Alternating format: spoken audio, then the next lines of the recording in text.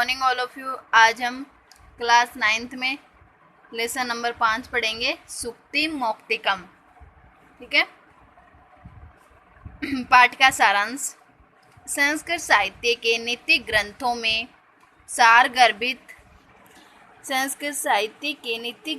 सारगर्भित और अत्यंत सरल रूप में नैतिक शिक्षाएं दी जाती रही हैं, जिससे मनुष्य अपने जीवन में उन शिक्षाओं पर अमल करते हुए अपने जीवन को सफल और समृद्ध बना सकता है। ऐसे ही मनोहारी और दुर्लभ वचन सुभाषित रूप में यहाँ संकलित हैं। पहले सुभाषित में सदाचार की महत्ता बताते हुए कहा गया है कि हमें अपने आचरण को पवित्र बनाए रखना चाहिए। धन तो आता है और चला जाता है। धन के क्षीण होने पर कुछ भी क्षीण नहीं होता, लेकिन आचरण के नष्ट हो जाने पर सब कुछ नष्ट हो जाता है। दूसरे सुभाषित में कहा गया है कि स्वयं के प्रतिकूल आचरण को दूसरे के साथ नहीं करना चाहिए। तीसरे सुभाषित में प्रिय वचन बोलने के महत्व को दर्शाया गया है। चौथे सुभाषित में परोपकार करना सज्जनों का स्वभाव होता है बताया गया। पांचवें में सुभाषित में सद्गुणों को ग्रहण करने का उपदेश दिया गया है। छठे सुभाषित में दुर्जनों और सज्जनों की मित्रता में भिन्नता बताई गई है। और सातवें आठवें सुभाषित में उत्तम पुरुष के संपर्क से होने वाली सौभाग्य की प्रशंसा तथा सत्संग की महिमा का वर्णन किया गया है। व्रतम यत्ने संरक्षते वित्मेति च याति च अक्षीणो वित्त क्षीणो वर्तस्तु हतो च। व्रतम यानी आचरण, यत्नेन यानी प्रयत्न पूर्वक, संरक्षित यानी रक्षा करनी चाहिए, आचरण की प्रयत्न पूर्वक रक्षा करनी चाहिए। ठीक है। वित्तम मेति, वित्तम यानी धन, वित्तम यानी धन, एति यानी आगस्ती, यति यानी आगस्ती, धन तो आता है। अक्षीणो और अक्षीणो यानी धन के क्षीण यानी नष्ट होने पर, अक्षीण यानी नष्ट न हुआ तो व्रतता है यानी आचरण के, वर्तस्तु यानी आचरण भी, हतो हता यानी पूरी तरह नष्ट हुए के समान होता है। देखो इसका है कि इसमें सदाचार की महत्ता को बताया गया। किसकी महत्ता को बताया गया? सदाचार की महत्ता को। मनुष्य को आचरण की प्रयत्न पूर्वक रक्षा करनी चाहिए। मनुष्य को व्रतम यानी आचरण की, यत्नेन यानी प्रयत्न पूर्वक क्या करनी चाहिए? रक्षा करनी चाहिए, धन की नहीं।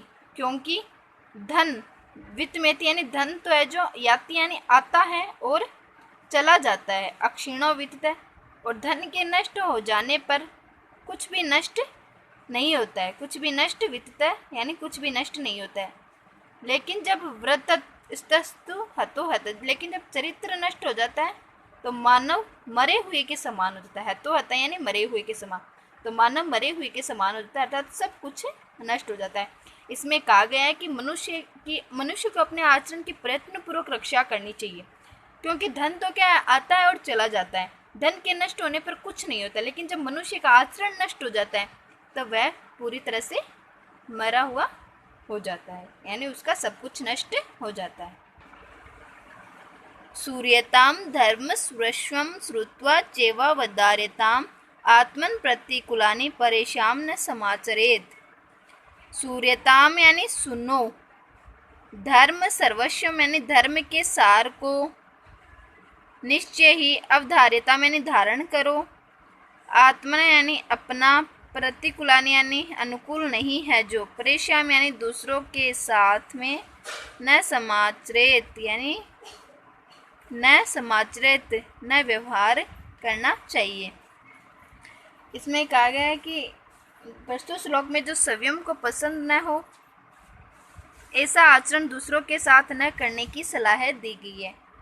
यानी संयम को, खुद को जो पसंद ना हो ऐसा आचरण दूसरों के साथ न करने की सलाह दी गई। धर्म अर्थात कर्तव्य के सार को सुनो और सुनकर उसे व्यवहार में धारण करना चाहिए। धर्म अर्थात कर्तव्य के सार को सुनो और उसे धारण करना चाहिए। अपने विपरीत जो आचरण या व्यवहार व्यक्ति को संयम के प्रति पसंद न हो, अपनी ओर जो व्यवहार पसंद ना हो, दूसरों के साथ व्यवहार में नहीं लाना चाहिए। आज से यह है कि व्यक्ति जिस कार्य अथवा आचरण को अपने लिए ठीक समझता है उसे वैसा ही आचरण दूसरों के साथ है नहीं करना चाहिए। सूर्यताम यानी सुनो, धर्म सर्वस्व यानी धर्म के सार को, धर्म अर्थात कर्तव्य के, धर्म सर्वस्व यानी धर्म अर्थात कर्तव्य के सार को सुनो, और श्रुत्वा सुनकर, चैव वर्धारितम सुनकर, चैव वर्धारितम यानी उसे धारण करो, धारण करना चाहिए। धर्म और कर्तव्य के सार को सुनो और उसे धारण करना चाहिए। आत्मन प्रतिकूलानि और अपने विपरीत अर्थात जो आचरण या व्यवहार व्यक्ति को स्वयं के प्रति पसंद नहीं हो, दूसरों के साथ में व्यवहार में नहीं लाना चाहिए। आशय यह है कि जिस कार्य अथवा आचरण को अपने लिए ठीक नहीं समझता, जैसे हम जो कार्य अपने लिए ठीक नहीं समझते, उसे वैसा आचरण दूसरों के साथ में नहीं करना चाहिए। जो हमें खुद को पसंद ना हो वैसा व्यवहार दूसरों के साथ में भी नहीं करना चाहिए। ठीक है, परेशान यानी दूसरों के साथ में वैसा आचरण, समाचरित यानी वैसा आचरण न करें। अगला है प्रिय वाक्य प्रदानेन सर्वे तुष्यन्ति जंतु तस्मात् तदेव वक्तव्यम वचने का दरिद्रता। प्रिय यानी अच्छे वाक्य बोलने से, सर्वे तुष्यन्ति यानी प्राणी है जो प्रसन्न हो जाते हैं, तस्मात् तदेव वक्तव्यम इसलिए वक्तव्य यानी बोलने में, वचने यानी का दरिद्रता, बोलने में कोई भी दरिद्रता नहीं करनी चाहिए। कहने का मतलब यह है कि प्रिय वाक्य बोलने से सभी प्राणी है जो संतुष्ट होते हैं, तो व्यक्ति को वैसे ही वचन बोलने चाहिए। वचनों में बोलने में क्या दरिद्रता अर्थात मीठा बोलने में कंजूसी नहीं करनी चाहिए।